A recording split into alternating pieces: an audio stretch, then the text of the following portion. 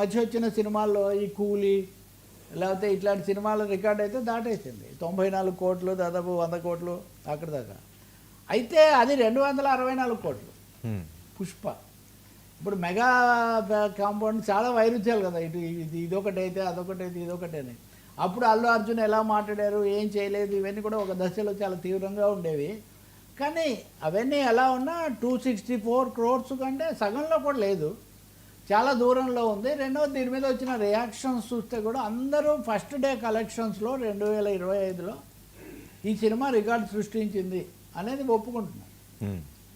But at the same time ఇది long టర్మ్గా నిలబడడం ఎంతవరకు అనే ప్రశ్నలు ఉన్నాయి. పండగ రావడం అనేది ఒకటి కలిసి వస్తుంది అనేది ఉన్నప్పటికీ కూడా పుష్ప లేకపోతే ఇంకా ఒకటి రెండు ఉన్నాయి అటువంటివి మరీ దూరంగా ఉండేవి.